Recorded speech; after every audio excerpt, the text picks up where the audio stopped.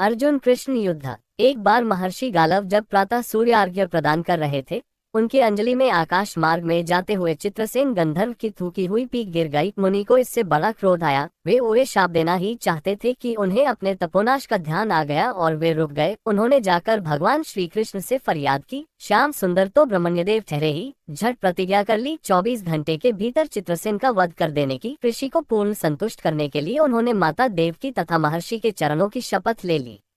गालव जी अभी लौटे ही थे कि देवर्षि नारद वीणा झनकारते पहुंच गए। भगवान ने उनका स्वागत आतिथ्य किया। शांत होने पर नारद जी ने कहा, प्रभु आप तो परमानंद कंद कहे जाते हैं, आपके दर्शन से लोग विषाद मुक्त हो जाते हैं, पर पता नहीं क्यों आज आपके मुख कमल पर विषाद की रेखा दिख रही है। इस पर श्याम सुंदर ने गालव जी के सारे प्रसंग को सुनाकर अपनी प्रतिज्ञा सुनाई। अब नारद जी को कैसा चैन आनंद आ गया। झटपट चले और पहुंचे चित्रसेन के पास। चित्रसेन भी उनके चरणों में गिर अपनी कुंडली आदि लाकर ग्रह दशा पूछने लगे। नारद जी ने कहा, अरे तुम अब ये सब क्या पूछ रहे हो?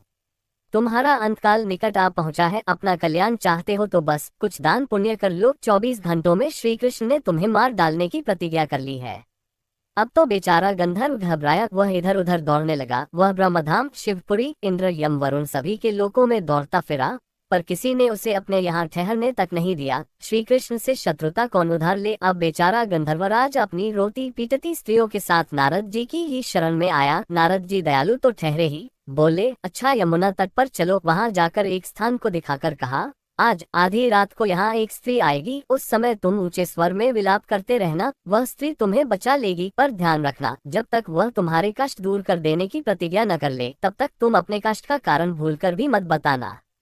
नारद जी भी विचित्र ठहरे। एक ओर तो चित्रसेन को यह समझाया, दूसरी ओर पहुंच गए अर्जुन के महल में सुभद्रा के पास। उससे बोले, सुभद्रे, आज का पर्व बड़ा ही महत्वपूर्ण है। आज आधी रात को यमुना स्नान करने तथा दीन की रक्षा करने से अक्षय पुण्य की प्राप्त होगी। आधी रात को सुभद्रा अपनी एक दो सहेलियों के साथ यमुना स्नान को पहुंची। वहां उन्हें रोने की आवाज सुनाई पड़ी। नारद जी ने दीनोद्धार का महात्म्य बतला ही रखा था। सुभद्रा ने सोचा, चलो अक्षय पुण्य लूट ही लूं। वे तुरंत उधर गईं तो चित्रसेन रोता मिला। उन्होंने लाख पूछा, पर वह बिना प्रतिज्ञा के बतलाए ही नहीं। अंत में इनके प्रतिज्ञाबद्ध होने पर उसने स्थिति स्पष्ट की। अब तो ये सुनकर सुभद्रा बड़े धर्म संकट और असमंजस में पड़ गयी। एक और श्री कृष्ण की प्रतिज्ञा, वह भी ब्राह्मण के ही लिए, दूसरी ओर अपनी प्रतिज्ञा। अंत में शरणागत प्राण का निश्चय करके वे उसे अपने साथ ले गईं। घर जाकर उन्होंने सारी परिस्थिति अर्जुन के सामने रखी। अर्जुन का चित्रसेन मित्र भी था। अर्जुन ने सुभद्रा को सांत्वना दी और कहा कि तुम्हारी प्रतिज्ञा पूरी होगी।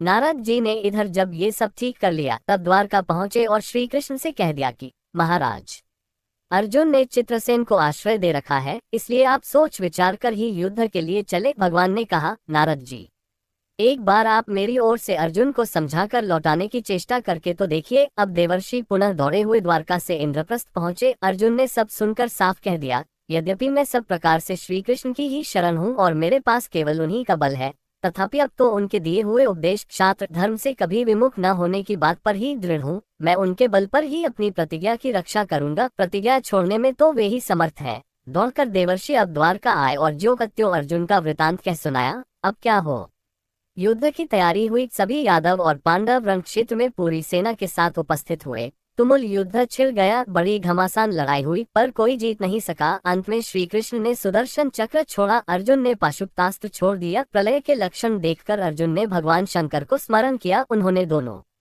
शस्त्रों को मनाया। फिर वे भक्तवत्सल भगवान श्री कृष्ण के पास पहुंचे और कहने लगे, प्रभु राम सदा सेवक रुचि राखी। वेद पुराण लोक सब राखी। भक्तों की बात के आगे अपनी प्रतिज्ञा को भूल जाना तो आपका सहज स्वभाव है। इसकी तो असंख्य आवृत्तियां हुई होंगी। अब तो इस लीला को यही समाप्त कीजिए।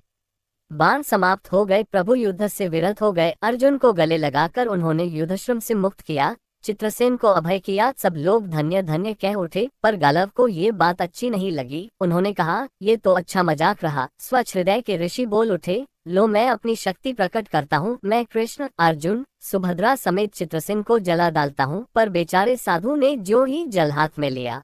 सुभद्रा बोल उठी, मैं यदि कृष्ण की भक्त हूँ और अर्जुन के प्रति मेरा प्रतिवृत्य पूर्ण हो तो ये जल ऋषि के हाथ से पृथ्वी पर न गिरे। ऐसा ही हुआ। गालव बड़े लज्जित हुए। उन्होंने प्रभु को नमस्कार किया और वे अपने स्थान पर लौट गए। तदनंतर सब अपने अपने स्थान को पधारे। ऐसे ही वीडियो के लिए हमारे चैनल को लाइक, शेयर और सब्सक्राइब करें।